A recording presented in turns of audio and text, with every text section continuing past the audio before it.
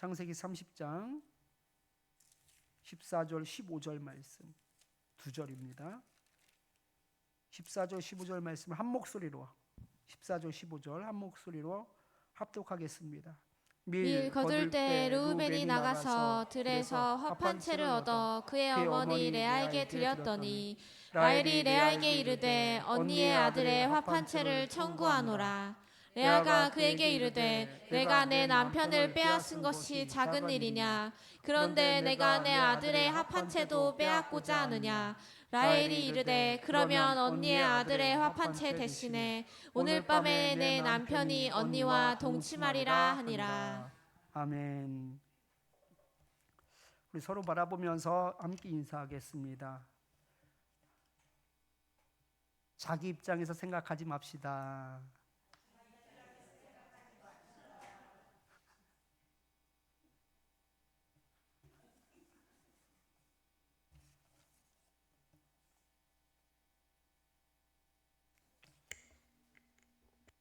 지난주에 악한 일도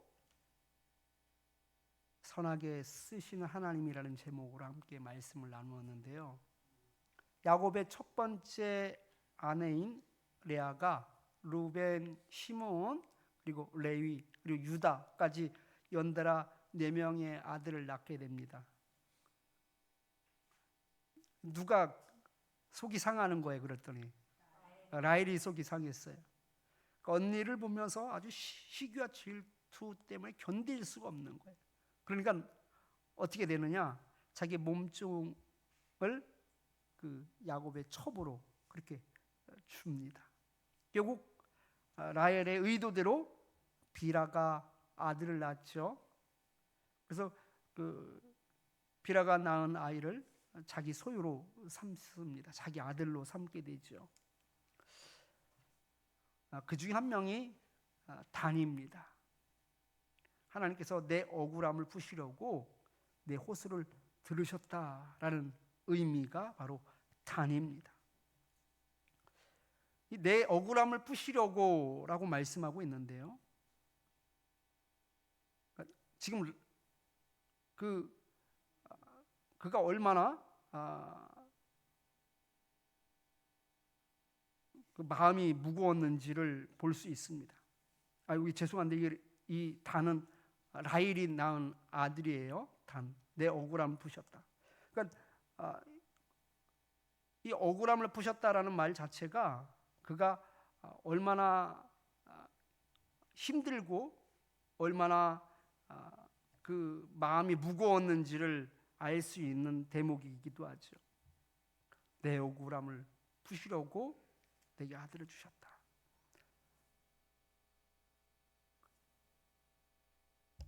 그 라헬이 자기가 아들을 낳지 못하자 자기 몸종을 통하여서라도 그렇게 아이를 낳고 싶었던 거예요. 그만큼 언니에 대한 어떤 질투와 그리고 시기가 엄청났다라는 것을 알 수 있죠.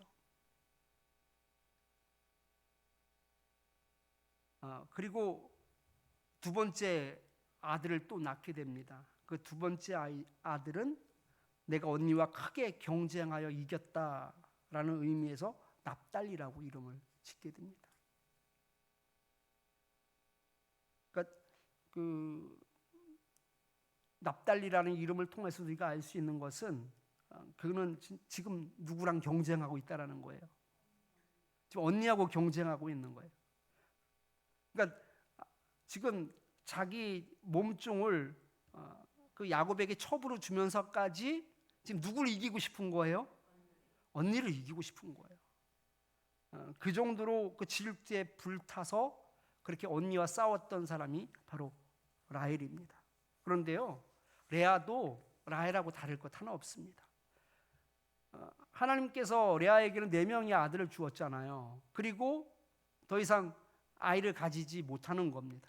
그래서 이제는 자기도 두고만 볼 수 없는 거예요. 4명의 아들이 있음에도 불구하고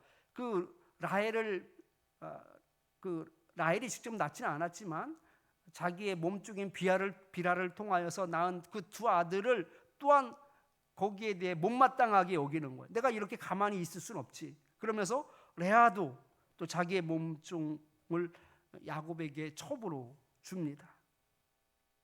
이 모든 것들이요 보면 사실 욕심이고 질투인 거죠.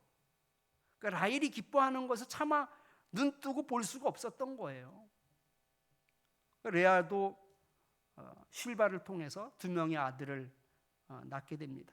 이처럼 레아도 라헬도 서로를 의식하며 질투심에 불타서 경쟁하였기 때문에 자기들의 그 몸종까지 야곱에게 첩으로 주었던 것이죠. 그리고 이들을 통해서 단과 납달리, 갓과 아셀을 얻게 된 겁니다. 결과적으로는요, 레아와 라헬의 질투와 경쟁심으로 낳게 된 아들들이 총 12명이다라는 것이에요. 그 12명이 나중에 12지파의 조상이 됩니다.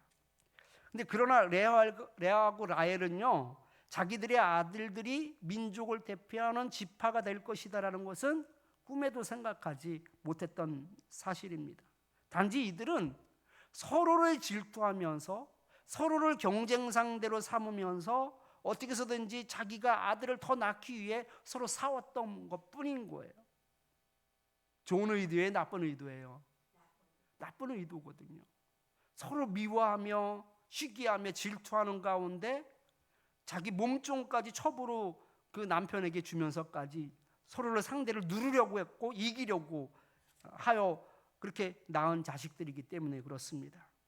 그런데 하나님께서는요, 이미 야곱을 통해 한 나라를 이루실 것을 계획하고 있었다라는 것입니다.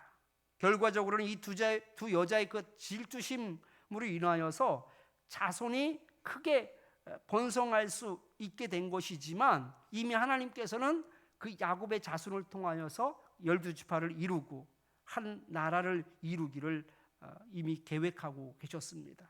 서로 미워하고 경쟁하는 마음으로 한 일이지만 그러나 하나님께서는요, 이 악한 생각과 의도까지도 하나님의 뜻에 맞게끔 선하게 만들어 가시는 분이시다라는 것을 우리가 기억해야 됩니다. 하나님께서는요, 협력하여 선을 이루신다라는 말이 바로 이와 같은 거예요. 협력하여 선을 이룬다라는 것은 모든 것, 다 좋은 것만이 아니라 실수 덩어리도 또 나쁜 의도로 되어진 것도 이 모든 것들을 다 협력하여서 하나님께서는 하나님의 뜻을 만들어 가시는 분이십니다. 그러니까 대단한 분이신 것이죠. 하나님의 계획은요, 세상의 변수에 의해서 그래서 좌우되지 않습니다. 예를 들어서 하나님의 그 계획과 뜻이 있는데 인간의 악한 마음, 또 다투어 분란을 일으키고 또 파괴해버리고 이런 상황이 있다고 할지라도 하나님의 뜻과 계획이 늦춰지거나 또 하나님의 뜻과 계획이 변경되는 일이 발생하지 않는다라는 거예요. 다시 말해서 우리로 말미암아 생겨나는 여러 변수들이 있어요. 그런 어떤 레아와 라헬처럼 서로 시기하는 마음, 서로 싸우고 이기고자 하는 마음 때문에 그들이 아들을 낳았던 것처럼 여러 변수들이 있단 말이죠. 죄인된 우리가 행하는 이 삶 가운데. 그런데 그 모든 일들도 그 하나님의 섭리 가운데 하나님의 계획들을 이루어가는 재료가 되고 또 요소가 된다는 것을 우리가 알아야지 됩니다. 여러분, 모세를 보십시오. 모세가 태어날 때는 아주 암울한 시기였어요. 왜냐하면 사내 아이는 어떻게 하라 했어요? 전부 다 죽이라고 얘기했거든요. 그때만 하더라도 이스라엘 민족이 폭발적으로 인구가 증가했기 때문에 그걸 컨트롤할 필요가 있었어요. 그러니까 바로가 그 이스라엘 인구가 너무 폭발적으로 늘어나니까 위협을 느끼게 되는 거예요. 나중에 더 커지게 되면 그 다음에는 반란을 일으킨다든지 이런 어떤 문제가 발생할 수 있는 요소들이 있었기 때문에 그래서 그것을 컨트롤하기 위해서 사내 아이가 태어나면 다 죽이라고 했거든요. 그래서 그 모세의 부모도 그 모세를 키우다 더 이상 키울 수가 없어서 갈대 상자에 그 아이를 놓고 나일강에 띄울 수밖에 없었던 거예요. 만약에 죽이라는 말이 없었으면 띄웠을까요? 안 띄웠을까요? 안 띄우지요. 그런데 죽이라고 했기 때문에 어쩔 수 없이 더 이상 키울 수 없었기 때문에 갈대 상자에 그 아기를 강물에 띄워 보낸 거예요. 그런데 그 강물에 뛰어 보냈지만 누가 그 갈대 상자를 발견하게 돼요? 애굽 공주가 그것을 발견하게 되는 거예요. 그러니까 그는 그 발견하지 않았다면, 그러니까 다시 말해서 바로가 사내 아이들은 다 죽여라라는 이런 명령이 없었다면 그는 부모 밑에서 잘 자랄 수 있었을 거예요. 그죠? 근데 부모 밑에서 잘 자라면 커서 뭐가 되는 거예요? 예? 노예가 되는 거죠. 노예. 열심히 벽돌 나르고 열심히 성을 쌓는 노예의 삶을 살겠죠. 그런데 그 죽이라는 말 때문에 어쩔 수 없이 강에다 버릴 수밖에 없었고, 그런데 그것을 정말 기가 막히게 공주가 그것을 발견하면서 어디서 끌 수 있었던 거예요? 왕궁에서 끌 수 있었던 거예요. 당시에 체계적인 어떤 지식과 그런 어떤 문화와 그 모든 것들을 배울 수 있는 기회가 그 가운데 있었던 거예요. 그런데 모세가 40세쯤 되었을 때 너무 감정적으로 치우쳐서 어떤 일을 행하게 돼요? 히브리인을 학대하는 애굽 사람을 쳐 죽여요. 그런데 애굽 사람을 쳐 죽였는데 이것이 발각이 된 거예요. 죽게 생겼죠. 애굽 사람을 쳐 죽였으니. 자기는 양자이잖아요, 원래.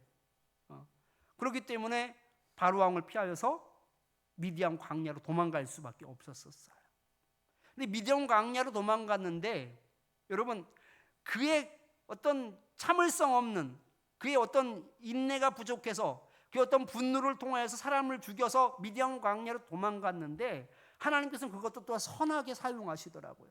왜냐하면 여러분, 이스라엘 백성들이 사실상은 가나안 지역은 광야도 있고 또 척박한 땅도 많이 있기 때문에 그런 어떤 그 광야와 같은 삶을 아브라함도 또 이삭도 야곱도 경험하였지만 그 이후의 세대는 어디서 살았어요? 400년 동안 고센 땅에 살았단 말이에요. 고센 땅은 물이 풍부한 땅이에요. 그 목축업을 하기에 아주 알맞은 땅이에요. 그러니까 광야의 삶을 살았어요, 안 살았어요? 그 이후의 사람들은요, 광야에 대해서는 전혀 모르는 사람이에요. 물론 광야를 지식적으로는 알지만 광야에서 산 사람들이 아니에요. 아주 물이 풍부하고 그리고 잡초가 잘 형성되어 있는, 그래서 양들을 소들을 키우기에 아주 적합한 곳이 고센 땅이었기 때문에 광야를 몰라요. 거기를 누가 먼저 가는 거예요? 누가 먼저 간 거예요? 모세가 먼저 간 거예요. 모세가 먼저 가서 그들을 이끌어낼 때 광야를 한 번도 경험하지 못한 이스라엘 백성들에 위하여서 그가 먼저 광야에서 훈련받은 거예요. 광야에서 살아가는 방법을 배워나간 거예요. 그러니까 모세가 자기 감정으로 그런 일들을 버렸음에도 불구하고 하나님께서는 그것을 어떻게 이끌어가요? 선하게 이끌어간다라는 거예요. 그래서 우리가 그것을 좋은 마음으로 하든 나쁜 마음으로 하든 악의를 가지고 하든 선의를 가지고 하든 실수를 하든 정확한 일을 하든 그것과 관계없이 우리의 어떤 일과 어떤 행동과 어떤 생각, 이런 요소와 이런 변수와 관계없이 하나님은 하나님의 일들을 이루어 가신다라는 거예요. 그러니까 우리의 마음과 우리의 생각과 우리의 행동과 관계없이 하나님의 시간은 정확해요, 안 정확해요?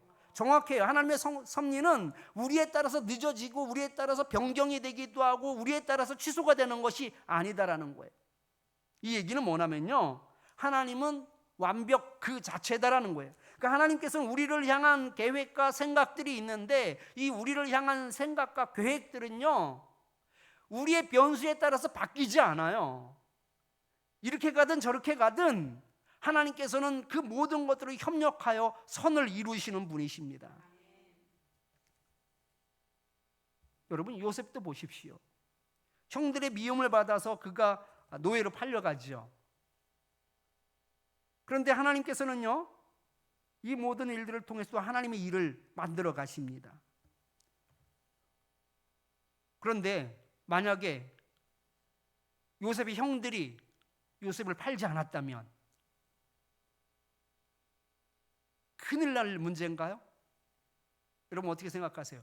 요셉은 어디를 가야지 되는 거예요? 애굽에 가야지 되는 거예요. 왜? 애굽의 총리가 되어야지 되는 거예요. 그래야지 이스라엘 그 야곱의 형제들 자녀들을 다 데리고 오지요. 그래서 거기서 큰 민족이 이룰 수 있는 토대를 만들어야지 되기 때문에 요셉은 반드시 뭐가 돼야지 되는 거예요? 애굽의 총리가 돼야지 되는 거예요. 그건 하나님의 섭리인 거예요. 그런데 형들이 제대로 일했어요, 안 했어요? 제대로 했죠. 형 동생을 살려달라고 하는데도 불구하고 팔아가지고서 애굽으로 갔잖아요. 그럼 만약에 팔지 않았다면, 여러분, 요셉이 애굽에 갈 수 있는 경우의 수는 몇 가지일까요? 2가지일까요? 3가지일까요? 5가지일까요? 10,000가지예요. 10,000가지. 요셉이 애굽으로 내려갈 수 있는 경우의 수는 10,000가지도 넘어요. 하나님이 그렇게 못 만드시겠어요? 심지어 어거지이긴 하지만 아버지가 너만큼은 애굽에서 신식 문물을 접하고 거기서 공부를 하거라, 그러면서 유학을 보낼 수도 있어요. 말 돼요, 안 돼요? 하나님이 그렇게 하시면 되죠. 야곱이 그렇게 마음 먹으면 되죠. 경우의 수는 수만 가지예요, 여러분. 그러니까 요셉의 형들이 그들을 팔았기 때문에 하나님의 섭리대로 이루어간 것이 아니에요. 팔지 않아도 하나님의 섭리는 어떻게 돼요? 변경돼요? 변경되지 않아요? 변경되지 않아요. 하나님의 섭리가 늦춰져요? 안 늦춰져요? 안 늦춰진다라는 거예요. 여러분, 우리가 선한 의도를 가지고 살든 나쁜 의도를 가지고 살든 우리의 여러 생각과 행동에 따라 나타나는 여러 변수와 관계없이 하나님은 하나님의 일을 하십니다. 우리가 실수를 해도 하나님께서는 우리를 선하게 이끌어 가실 줄 믿으시기 바랍니다. 우리가 기회를 놓쳤다고 할지라도 하나님께서는 우리를 향한 하나님 방법이 있기 때문에 그 방법을 반드시 이루어 가실 줄 믿습니다. 완벽하신 하나님의 그 계획 안에 저와 여러분들이 있음을 기억하시고 그 완벽하신 하나님을 바라보며 살아갈 수 있는 저와 여러분들이 되기를 축원합니다. 오늘 우리에게 주시는 하나님의 말씀은 자기 입장에서 보지 맙시다입니다. 자기 입장에서 보면은요, 여러분, 독선적인 사람이 됩니다. 독선적인 사람이다라는 것은요, 자신의 생각이 맞다고 확신하고 살아가는 거예요. 그래서 다른 사람들의 의견은 존중하지 않습니다. 결국 이런 사람들은, 독선적인 사람들은 다른 사람들하고 갈등을 일으킬 수밖에 없습니다. 왜냐하면 자기가 맞다라고 생각하기 때문에 그렇습니다. 착각은 뭐예요? 착각은 자유가 아니에요. 착각은 독선입니다. 착각은 혼자만으로 끝나지 않습니다. 사람들을 힘들게 하고요, 그 착각이 사람들을 불편하게 합니다. 더 나아가서 착각은 더 큰 갈등을 유발하기도 합니다. 본문 14절 말씀을 보면 밀 거둘 때라는 말이 있어요. 이 밀 거둘 때는 밀을 수확할 때인데요, 우기가 끝나고 5월 초가 바로 밀을 수확하는 때입니다. 그런데 이 밀 거둘 때라는 말을 왜 강조하고 있느냐? 이 밀 거두는 5월 초에 어떤 꽃이 피느냐? 배추꽃이 합한 채가 열매를 익는 시기예요. 진짜예요. 이게 배추잎하고 비슷하게 생겼어요. 근데 배추잎보다 좁고 배추잎보다 길어요. 비슷하죠? 꽃은 노란색으로 되어 있고 5월 초쯤에 열매를 맺는데 이 열매가요, 최음제라고 해요. 그래서 그 마약 성분이 있어요. 그 정신을 혼미하게 하는 그런 어떤 마약성의 그런 식물이 합한채입니다. 이 합한채라고 이름을 지은 이유가 있어요. 이 합하는 거예요. 이 부부가 합방하는 채소, 이게 합한채예요. 그러니까 이거 왜 그러냐면 그 당시만 해도 이게 어떤 체험의 효과가 있기 때문에, 또한 이것을 임신 촉진제로 믿고 있었어요. 임신 촉진제. 그래서 임신을 하기에 도와주는 그런 어떤 채소다라고 해서 이것을 합한채라고 이름을 부른 거지요. 그런데 이 합한채를 누가 가지고 오냐면 르우벤이 그 합한채를 어디서 우연히 발견하게 되고 그 합한채를 어머니에게 가져다 줍니다. 이 합한채는 중동 지역에 흔하게 있는 생물이 아니에요. 아주 희귀한 채소인데 이 합한채를 보려면 들판에서는 볼 수 없고 그 이스라엘에 있는 식물원에서 볼 수 있다고 해요. 그 정도로 아주 희귀한 그런 어떤 작물이 합한채입니다. 그 합한채를 우연히 발견하게 되어서 그 루벤이 그것을 어머니에게 가져다 준 거예요. 그런데 이 합한채를 누가 요구해요? 라헬이 요구합니다. 근데 라헬이 그 합한채를 요구하는데 아주 발끈하죠. 레아가. 본문 14절 말씀 같이 한번 읽어보겠습니다. 레아가 그에게 이르되 내가 내 남편을 빼앗은 것이 작은 일이냐? 그런데 내가 내 아들의 화판채도 빼앗고자 하느냐? 라헬이 이르되 그러면 언니의 아들의 화판채 대신에 오늘 밤에 내 남편이 언니와 동침하리라 하니라. 아멘. 레아는요 속에 억누르고 있던 말을 그냥 이제까지 억누르고 있었던 말 같아. 그걸 자신도 모르게 확 내뱉어 버렸습니다. 그게 뭐냐면 내가 내 남편을 빼앗은 것이 작은 일이냐라고 말하고 있어요. 지금 누구의 남편을 빼앗았다라고 말하고 있어요? 라헬이 내 남편을 빼앗았다라고 말하고 있어요. 근데요 레아가 지금 단단히 착각하고 있는 거예요. 어떤 것을 착각하고 있느냐? 야곱이 내 남편이다라는 것을 착각하고 있는 거예요. 그리고 라헬이 그것을 빼앗았다라는 것을 착각하고 있는 거예요. 무엇보다도요 이 내 남편이라고 말하는 것은 야곱이 원래 자기야 먼저 결혼하였다, 그러기에 내 남편이다라는 그런 어떤 의미를 담고 있습니다. 그런데 사실 야곱의 그 아내가 자신이 원래 아니었어요. 그죠? 야곱의 아내가 누구예요 원래는? 라헬이란 말이죠. 라헬 때문에 결혼을 약속하고 7년 동안 일했잖아요.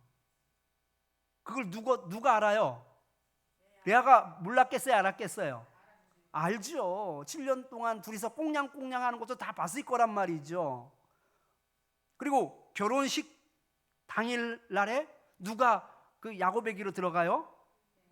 레아가 들어가요. 그건 누구의 입김 때문에 그렇다고요?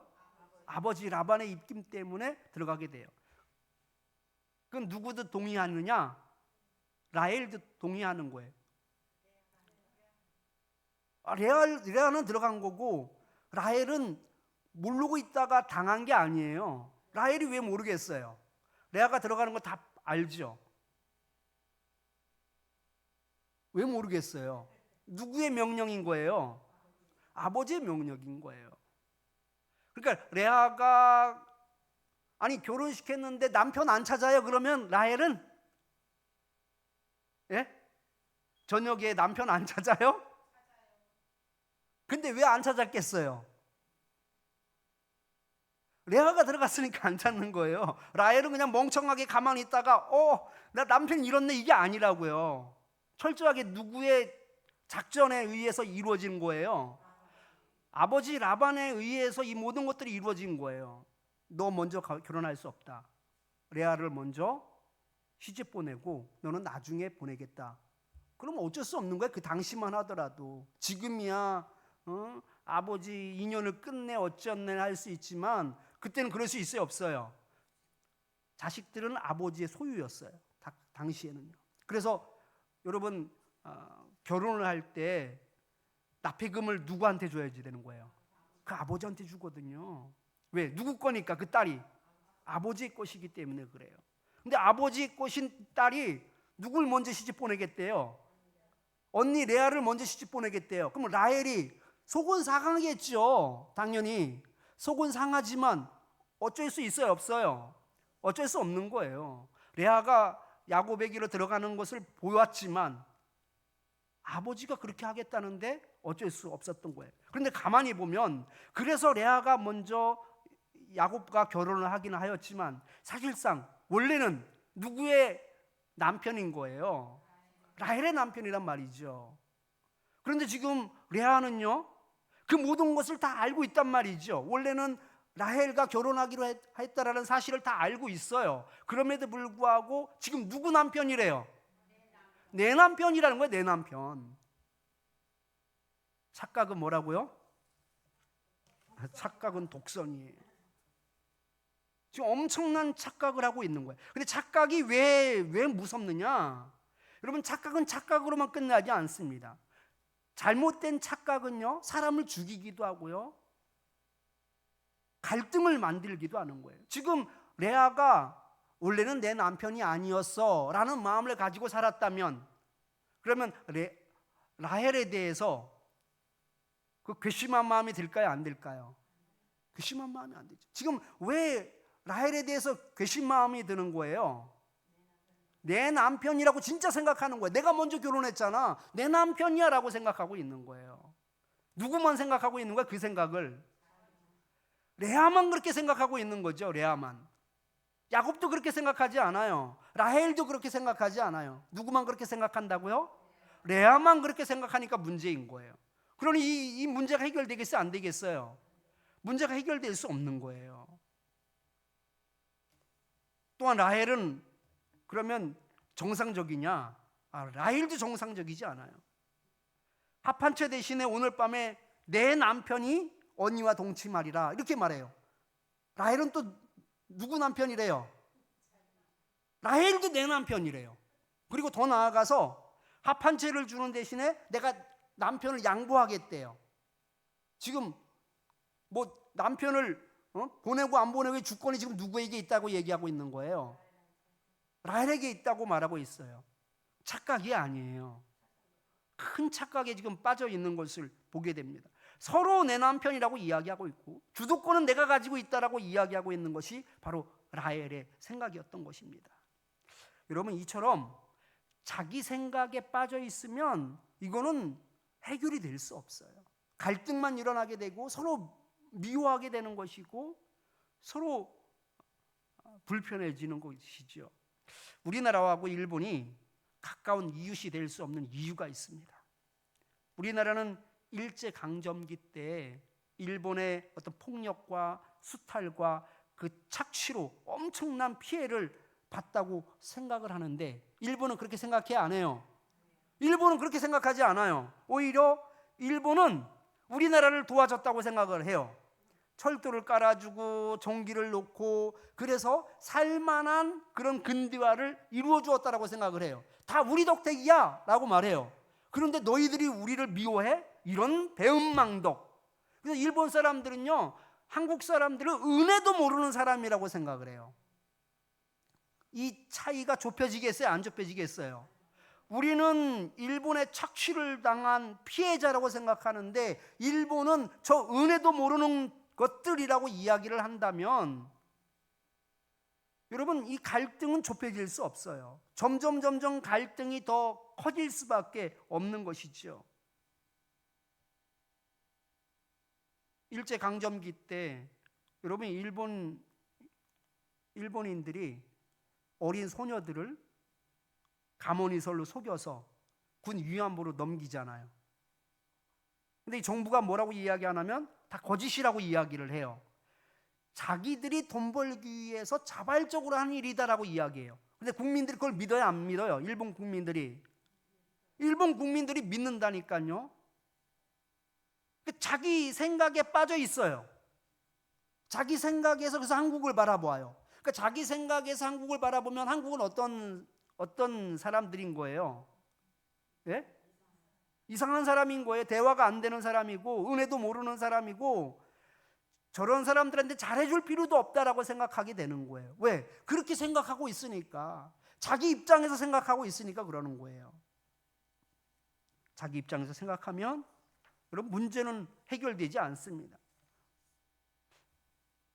그래서 착각이 그래서 무서운 거예요. 모르면 가르쳐주면 되고 틀린 것은 고쳐주면 됩니다. 그런데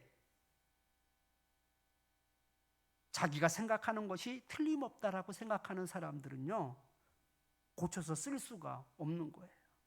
개선의 여지가 없는 것입니다. 여러분, 혹시 타지뇨라는 말을 들어봤어요? 타지뇨 모르지요? 아는구나.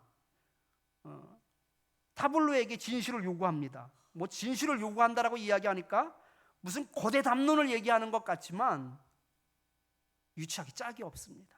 왜냐하면 타블로가 미국 유명 대학이에요. 명문 대학인 스탠퍼드 대학을 졸업했어요. 근데 스탠퍼드 대학을 졸업해서 한국에서 뭘 했느냐? 힙합을 한 거예요. 힙합은 좀 보통 어떤 사람들이 해요? 이게 방송인이기 때문에 그렇게 말을 못하지만 이미지는 그런 이미지를 가지고 있잖아요. 근데 스탠퍼드 대학이라는 그런 명문대를 나와가지고서 힙합을 해? 아이, 저 사람 거짓말 하는 거야. 이것이 나중에 어떻게 됐느냐? 의심이 확신이 됐어요. 확신. 그러면서 2010년에 네이버 카페에 타블로에게 진실을 요구합니다라는 타진요라는 카페를 개설한 거예요. 그리고 지속적으로 타블로에게 공격을 가했어요. 그래서 결국은 그들이 의심한 것뿐만이 아니라 또한 그 타블로가 학위를 그 거짓말로 이렇게 했다라고 하면서 경찰에 고발하기까지 이르게 됩니다. 그래서 경찰에서 직접요 조사해요. 방송에서도 아마 뭐 그것이 알고 싶다 뭐 이런 비슷한 거예요. 추적 60분 뭐 이런 거 비슷한 거예요. 거기에서도 방송이 됐어요. 그래서 직접 스탠퍼드 대학 가가지고서 타블로의 졸업 증명서 이런 것도 다 확인을 하게 되거든요. 그래서 판결이 났어요. 그리고 지속적으로 타블로에게 위해를 가하고 그 안티팬들 있잖아요. 그 악플을 달았던 사람들 중에 아주 심했던 사람이 있어요. 타진요의 핵심 멤버 몇 명이 구속돼요. 그리고 또 몇 명은 집행유예로 기소가 되거든요. 그런 시점에 제가 신학을 하면서 아르바이트도 겸해서 했어요. 아르바이트를 하는데 거기 직원이 저한테 이렇게 물어보는 거예요. 한 직원이 혹시 타블로가 스탠퍼드 대학 나왔다리는데 그거 거짓말인 거 아세요? 이렇게 물어보는 거예요. 아니 뭐 방송에도 다 나왔는데 거짓말 일이 있겠어요? 그랬더니 거짓말이라고 믿으면 안 된다. 알고 봤더니 그 사람이 바로 타진요 회원이었던 거예요. 그러니까 자기 입장에서 생각하는 사람들은요 바뀌지 않아요. 진실을 얘기해도 그것을 바뀌지 않아요. 그러니까 대화가 돼야 안 돼요. 대화가 되지 않아요. 처음부터 잘못되었는데도 불구하고 착각하면은요 개선이 되기가 힘듭니다. 갈등만 생산해낼 뿐인 것이죠. 바로 라헬과 레아가 그랬다라는 거예요. 왜 내 남편이에요? 내 남편이 아니거든요. 자기 입장에서는 내 남편일 수 있어요. 자기 입장에서 주장하면 안 돼요. 자기 입장에서는 주장하면 안 되거든요. 그런데 라헬도 레아도 자기 입장에서 주장하니까 서로 미워하게 되는 것이고 서로 상처를 주게 되는 것이고 서로 누르려고 했던 것입니다. 지극히 내 입장에서 생각하면 틀린 것도 맞아 보일 수 있고요. 반대로 맞는 것도 틀려 보이게 되는 것이 바로 세상입니다. 레아는 자신의 입장에서 남편을 보고 동생을 보았기 때문에 빠져나올 수 없는 그 독선에 갇히고 말았던 겁니다. 우리 참빛교회 성도님들은 기준이 자기 입장이 아니라 기준은 하나님의 말씀이 되기를 축원합니다. 하나님의 마음이 되기를 축원합니다. 기준은 하나님의 뜻이 되기를 축원합니다. 내 입장에서 보면요 억울한 일이 얼마나 많은지 몰라요. 내 입장에서 생각하면 정죄할 일도 얼마나 많은지 모릅니다. 그런데 어떠한 상황에서도 내 입장에서 기준이 되어 생각하는 것이 아니라 하나님의 말씀이 기준이 되고 하나님의 마음이 기준이 되면 여러분 이런 독선에 빠지지 않게 되는 거예요. 누구를 정죄하지도 않게 되는 것이고 누구를 미워하지 않게 되는 거예요. 사람들을 불편하게 만들지 않고 갈등을 만들지 않게 되는 것입니다. 억울한 사람이 생기지 않게 됩니다. 여러분 남유다에 한 선지자가 있었습니다. 하나님의 사람이라고 성경에는 나와 있는데 그 하나님의 사람에게 하나님께서 뭐라고 말씀하시냐면 북이스라엘이 있는 베델에 가서 하나님의 말씀을 선포하라고 이야기합니다. 그 베델에는 제단이 있었었는데요. 그 제단은 바로 북이스라엘 왕이 여로보암이 만든 제단이에요. 원래는 제사는 어디서 드려야지 되는 거예요? 예배는 어디서 드려야지 되는 거예요? 원래는 예루살렘에서 드려야지 되는 것이거든요. 그런데 우리나라처럼 지금 북한과 남한이 분단되어 있잖아요. 그래서 통일 국가인 이스라엘이 분단이 돼요. 분단이 되면서 지금 마치 남한의 수도가 서울인 것처럼 그 유다는 예루살렘을 가지게 되는 거예요. 그러니까 북이스라엘은 갈 곳이 없어졌잖아요. 예루살렘에서 예배를 드려야지 되는데, 근데 예배를 드리러 내려가는 사람들이 있었어요. 그런데 여로보암은 그것을 원치 않았어요. 왜냐하면 이 북이스라엘 사람들이 남유다에 있는 예루살렘 성전까지 가서 예배를 드리고 다시 돌아오잖아요. 그러다가 괜히 이 남유다 왕의 포섭이 돼서 또 마음이 변하여서 북이스라엘에 와서 지금 여로보암에게 오히려 대적하는, 반란을 일으키는 그런 상황이 만들어질 것을 두려워한 거예요. 그래서 여로보암은요, 너희들 예루살렘 성전까지 내려갈 필요 없어. 베델에서 여기서 예배드려. 이렇게 한 거예요. 이건 하나님의 뜻에 맞는 거예요? 안 맞는 거예요? 안 맞는 거예요. 이건 정치적인 결정이었어요. 그래서 하나님께서는요, 하나님의 사람, 남유다에 살아가는 하나님의 사람을 불러다가 베델에서 하나님의 말씀을 선포하래요. 그러니까 베델까지 올라가서 하나님의 말씀을 선포하는데, 근데 하나님께서 그에게 아주 디테일한 어떤 지시를 주셨는데, 왔던 길로 돌아가지 말아라. 그리고 거기에서 떡도 먹지 말고 물도 마시지 말아라. 그냥 하나님의 말씀을 선포하고 돌아와라. 이렇게 말씀하신 거예요. 그러니까 베델에 가서 그 베델에서 하나님의 말씀을 선포하는데, 그 베델에 있었던 제단이 그냥 쪼개지면서 재가 다 쏟아져 버리는 놀라운 일들이 일어나요. 거기 사람들이 난리가 났죠. 깜짝 놀라면서. 그 이야기를 들었던 그 베델에 있는 한 늙은 선지자가, 아, 이분 엄청나네? 이런 생각이 들었던 것 같아요. 이분 집에다 좀 초대를 해야 되겠다. 그럼 자식들한테 그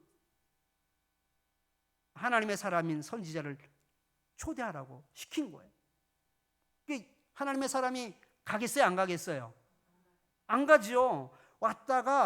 왔던 길로도 말고 다른 길로, 물도 떡도 먹지 말고 그대로 오라고 얘기했거든요. 갈 이유가 없잖아요. 그런데 이 베델에 있는 늙은 선지자가 뭐라고 이야기하냐면요, 열왕기상 13장 18절 말씀을 같이 한번 읽어보겠습니다. 그가 그 사람에게 이르되 나도 그대와 같은 선지자라. 천사가 여호와의 말씀으로 내게 이르기를 그를 내 집으로 데리고 돌아가서 그에게 떡을 먹이고 물을 마시게 하라 하였느니라 하니 이는 그 사람을 속임이라. 이 늙은 선지자가 지금 베델에서 하나님의 말씀을 선포하고 돌아가는 그 하나님의 사람에게 뭐라고 이야기하냐면, 나도 선지자라는 거예요. 나도 선지자예요. 나도 선지자인데 너 그렇게 하나님 말씀하신 거 알아. 근데 나도 선지자야. 그런데 하나님께서 뭐라고 말씀하시냐면, 너를 집으로 초대해서 물도 마시게 하고 떡도 먹게 하라고 하셨어. 그러니까 와도 돼. 이렇게 이야기된 거예요. 어떻게 했을까요? 이 하나님의 사람이 따라갔어요. 그리고 거기서 물도 마시고 떡도 먹었던 거예요. 그리고 다시금 유다 땅으로 돌아가다가 짐승에 찢겨서 죽게 되었어요. 여러분, 사람의 말에 기준이 되면 멸망하는 거예요. 사람의 말이 기준이 되면 실패할 수밖에 없어요. 언제나 우리의 기준이 하나님의 말씀이 되어야지 되는 거예요. 그런데 왜 그렇게 하지 못하느냐? 상황이 그렇게 만들어가는 거예요. 상황이. 너도 선지자라고? 너에게 하나님께서 말씀하셨다고? 이런 상황이 만들어가니까 하나님이 주신 메시지를 잊어버리게 되는 거예요. 그리고 누구의 말에 따라가는 거예요? 하나님의 말에 사람의 말에 따라가게 되는 거예요. 이번에 얼마 전에 그 보이스피싱 피해자가 공익적인 차원에서 인터뷰한 내용이 있었어요. 이분은 60대 사람인데 6,500만 원을 사기당했어요. 그런데 이분이 평상시 어떤 생각을 가지고 있었냐면, 보이스피싱에 왜 사기를 당해? 이렇게 생각을 했었던 사람이에요.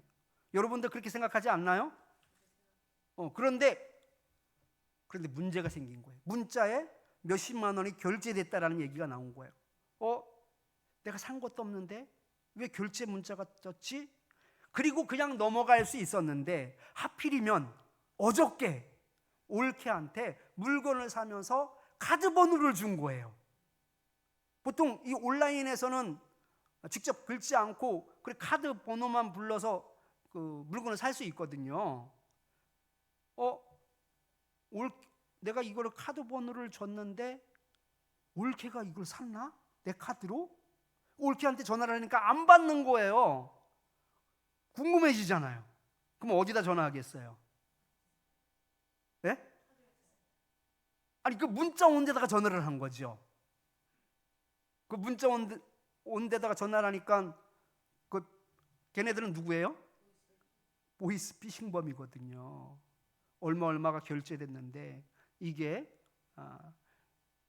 대포통장 당신의 이름으로 이게 불법적으로 사용됐다. 당신이 지금 조사를 받아야지 되는 상황이다. 잠재적인 피의자라는 것이요.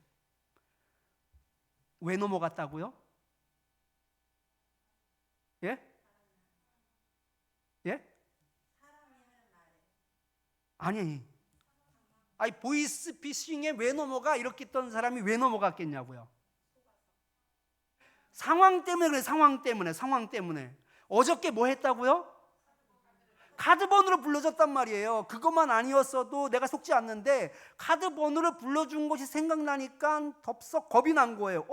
이 카드가 내 의도하고 관계없이 지금 물건을 사는데 사용됐나? 이렇게 된 거예요. 이해되시나요? 상황에 마음을 빼앗기면 여러분 그렇게 되는 거예요. 하나님의 사람이 상황에 마음을 빼앗긴 거예요. 어디에만 집중해야지 되는데, 하나님의 말씀에만 집중해야지 되는데, 하나님의 말씀만이 기준이 돼야지 되는데, 상황에 치우치게 되면은요 자기 생각이 들어가는 거예요. 여러분, 라헬과 레와와 같은 그런 어리석은 사람이 되어서는 안 됩니다. 자기 입장에서 생각하는 사람은 결국 멸망당할 수밖에 없습니다. 하나님의 뜻을 거스를 수밖에 없습니다. 사람들을 어렵게 하고 갈등을 일으키고 사람들을 불편하게 할 수밖에 없다라는 것이죠. 우리 참빛교회 성도님들은 자기 입장에서 생각하고 그 환경에 따라서 그것을 해석하는 자들이 아니라 어떤 상황 가운데서도 하나님의 말씀, 하나님의 마음, 하나님의 뜻이 기준이 되어서 언제나 하나님의 뜻을 이루는 저와 여러분들이 되기를 축원합니다.